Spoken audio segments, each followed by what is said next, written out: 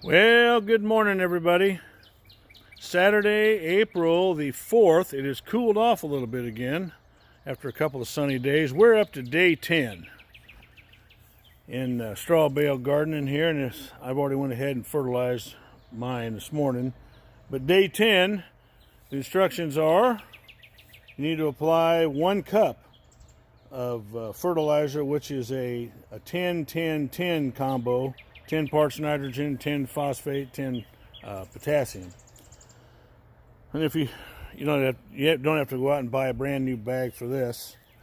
If you have an old bag of garden fertilizer just in your garage somewhere, maybe it's gotten hard or chunky, if you just bust up the chunks and use what you have. It doesn't have to be exact.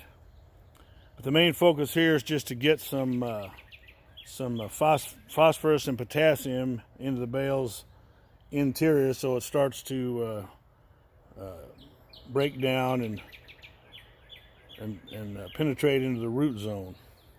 You need to make sure and double check, make sure this fertilizer doesn't have any herbicide or weed killer in it too.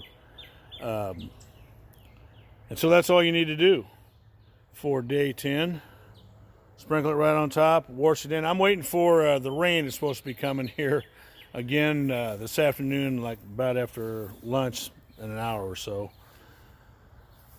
And if it doesn't, I'll have to grab the hose here and water her down again. But so we're at day 10. Now after this, so from day 11 to 18, what you have now is straw bales that are nutrient rich, slightly composted organic, and they'll be starting to get warm inside as they begin to cook. And it's weed resistant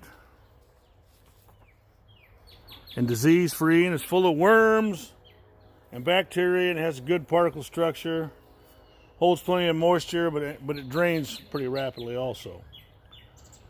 And so from here you just want to wait, depending again on what zone you live in, what the temperature, what kind of daily temperatures you're having will kind of depend on when you're able to actually plant. Because you want this fertilizer, you want this all to work in these bales, break down and begin to cook them. They'll start to get some heat in them, and if you roll them, you wait a day or so, roll one to the side and feel underneath, and you should start to feel some heat in there. That means they're cooking.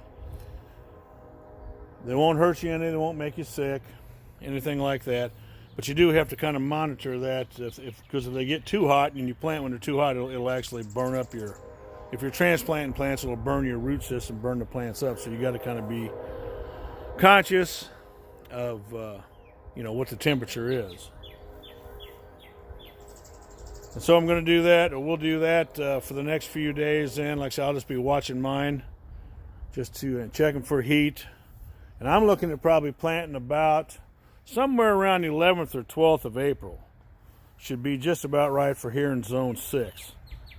Today it's about noon. It's just a little over 40 degrees here in Springfield. And so I know some of the folks in this, south, southeast, southwest, you're up in the 80s, and if you're following along the same schedule I have been, you will be ready to plant before I am with warmer temperatures.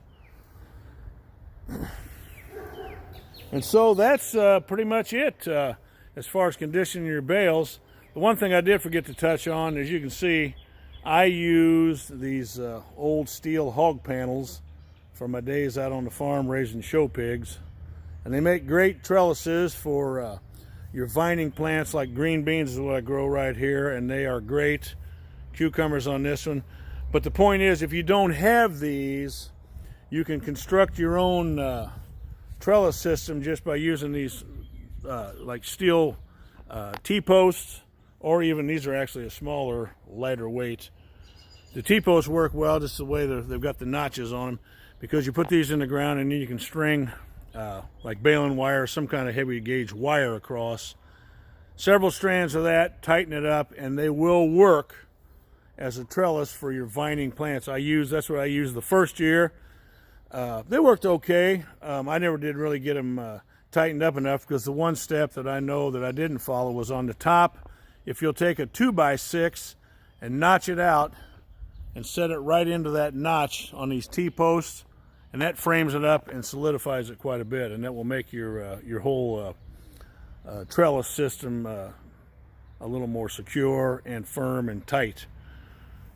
But I decided in the second year that it was just easier to use these steel fence panels, and they work really good. So if you have them, or even if you don't, you can buy them. I'm not sure what they cost now, but they have them at Lowe's or Menards, or any farm store has them. And you can buy like one, cut it down to the length you need, and probably, you know, make 2 or 3 trellises out of it. Okay, so that's it for today. And I hope you're all doing well, staying safe during this coronavirus 19.